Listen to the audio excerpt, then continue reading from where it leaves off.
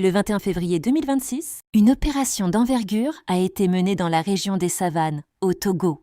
Plus de 9300 litres de soda-bi frelaté ont été publiquement détruits.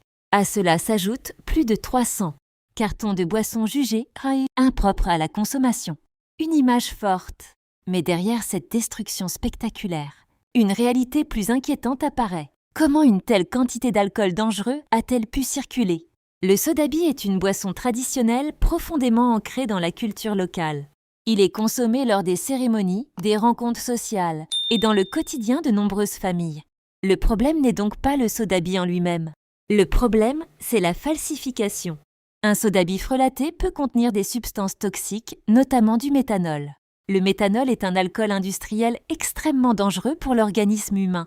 Ses effets peuvent être dramatiques, troubles de la vision, atteintes neurologiques, lésions graves du foie et dans certains cas, la mort. Dans plusieurs pays africains, des intoxications collectives liées à des alcools frelatés ont déjà causé des dizaines de victimes. Alors la question se pose, comment plus de 9000 litres ont-ils pu être produits, stockés et distribués avant d'être saisis? S'agit-il d'un réseau organisé, d'une production clandestine isolée, d'un manque de contrôle régulier ou d'un problème plus profond lié aux difficultés économiques? Car il faut aussi parler du facteur économique. Lorsque le pouvoir d'achat baisse, le consommateur cherche le produit le moins cher. Et le moins cher ouvre souvent la porte au plus dangereux. Produire un alcool frelaté coûte beaucoup moins cher qu'un alcool contrôlé. Les marges sont importantes. Le risque pour la santé publique, lui, est énorme. Cette affaire soulève également une autre question essentielle.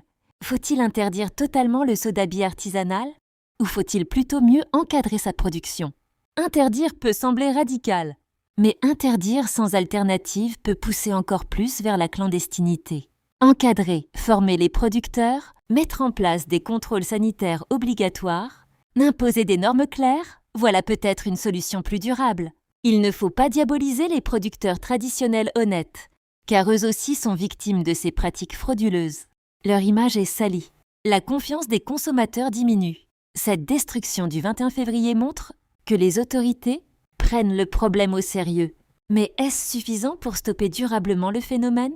La lutte contre les produits frelatés ne se gagne pas seulement par des destructions publiques. Elle se gagne par la prévention, la surveillance constante, la sensibilisation et une véritable stratégie de contrôle. Aujourd'hui, le débat est ouvert. Faut-il interdire totalement? Faut-il renforcer les contrôles? Faut-il formaliser et encadrer la production artisanale? Donnez votre avis en commentaire. Partagez cette vidéo pour informer autour de vous et abonnez-vous pour plus d'analyses claires et structurées sur l'actualité.